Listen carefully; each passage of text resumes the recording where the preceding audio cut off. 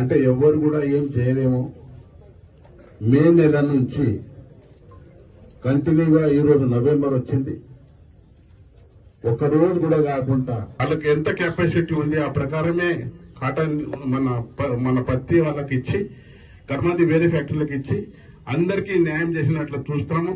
అదేవిధంగా collector madam కూడా మనకు చాలా సపోర్ట్ ఇస్తుంది. ఎందుకంటే ఇంతవరకు నేను చాలా కలెక్టర్స్ చూశాను. రైతుల గురించి ఇమీడియట్ గా నాకు రెస్పాండ్ అయ్యి ఏం చెప్పండి ఎమ్మెల్యే గారు ఏం చేయాలా, రైతుల కోసం ఏం చేయాలా అనే మన పాలనా అధికారి అంటే ఒకటే మేడంకు చూపించాను. ఆయనకు భగవంతుడు ఆయుష్ ఆరోగ్యం ఇవ్వాలా, ఆశీర్వాదం ఇవ్వాలని భగవంతుడిని కోరుకుంటున్నాను. అదేవిధంగా వచ్చిన రైతు సోదరులకు, వ్యాపారస్తులకు, ప్రజాప్రతినిధులకు అందరికీ పేరు పేరున ధన్యవాదాలు తెలియజేస్తూ ఈ సంవత్సరము ఎటువంటి మాయిశ్చర్ పర్సంటేజ్ లేకుండా మినహాయింపు చేసుకొని కాటన్ పర్చేజ్ చేస్తారు, చేపిస్తానని సభాముఖంగా మీకు అందరికీ తెలియజేస్తున్నాను. ఎందుకంటే ప్రకృతి ఒప్పలేము, మినిమం 17-18 అయితే కంపల్సరీ వస్తుంది. ఎవరైనా తప్పు చేసుకుని ఎక్కువ మాయిశ్చర్ తీసుకొస్తే దాని మీద కఠినం హస్తకార్కు కానీ జీనింగ్ ఫ్యాక్టరీలకు కానీ ఇక్కడ డిపార్ట్మెంట్ ఉంటుంది. అన్ని కమిటీలు ఏర్పాటు చేసి ఉన్నాయి, దాని మీద చర్య తీసుకుంటాం. ఇంకా మ్యాక్సిమం మాయిశ్చర్ 17-18 వరకు కూడా తీసుకోవటానికి సీసీఎల్ ముంగట వచ్చింది. అదేవిధంగా సోయా గురించి ఇప్పుడే మేడం గారు మాట్లాడారు. సోయా కూడా మాయిశ్చర్ చాలా ఉన్నది.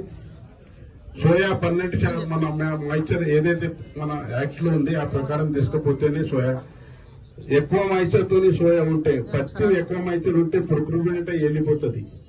కానీ సోయా మాయిశ్చర్ ఎక్కువ ఉన్న తర్వాత అది బ్యాగింగ్ చేసి మన గోడౌన్లో వేసేస్తే దానికి పురుగులు వస్తాయి, తేమ వస్తాయి, దానికి చెదలు వస్తాయి, అన్ని విధాలుగా పంట నష్టం అవుతుంది.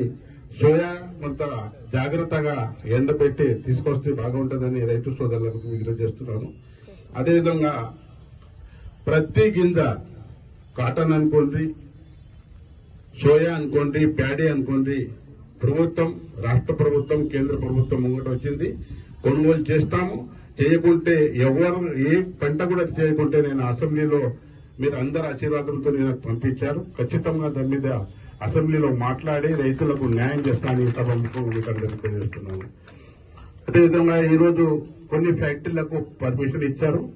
రష్ ఎక్కువ అయిన తర్వాత అన్ని ఇక్కడ ఉన్న 12 ఫ్యాక్టరీలు కూడా చాలు చేస్తాము. అందరికీ జీనింగ్ మిల్లో కూడా పత్తి ఇస్తాము. రైతులకు కూడా ఇబ్బంది కాకుండా కొంత తొందరగానే వెళ్ళిపోవాలా. ఒకటేసారి ఒకటే ఫ్యాక్టరీలో రష్ అయిపోతే రైతులు చాలా కష్టాల్లో ఉన్నారు.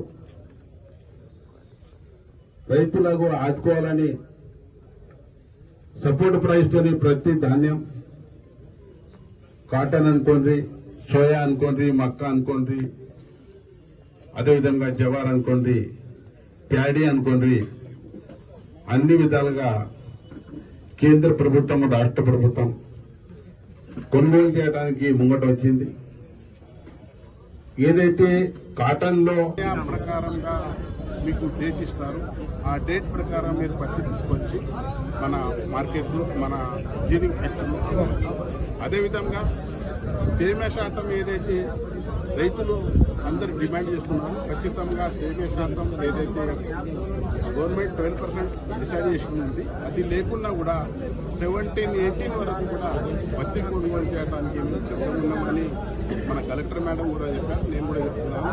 కావాలంటే అగ్రికల్చర్ మినిస్టర్తో మాట్లాడి, మన బాంబేలో సీఎండీ ఉంటారు, వాళ్ళకి మాట్లాడి తేమ శాతం పెడతామని ఈ సభాముఖంగా మీకు అందరికీ. మరి ఇంకొకసారి రైతు సోదరులకు, పత్తి రైతు సోదరులకు ఇంకొకటి 7 గుంటలు 12 గుంటలు ఏదో అంటున్నారు వాళ్ళు. ఖచ్చితంగా లాస్ట్ ఇయర్ ఏదైతే ఉందో అదే ఉంటుంది, దానికన్నా తక్కువ కాదు. ఏమైనా రాసింది తక్కువ అనిపిస్తే దానికి 12 గుంటలు చేసి రైతులకు అన్ని విధాలుగా ప్రభుత్వం, సెంట్రల్ గవర్నమెంట్ కంట్రిబ్యూషన్ ప్రభుత్వానికి రైతులు ఈ సంవత్సరం చాలా కష్టాల్లో ఉన్నారు. దిగుబడి రాలే, వర్షాకాలం ఎక్కువ పడ్డది. దానికోసం రైతులకు ఆదుకుంటామని ఈ సభాముఖంగా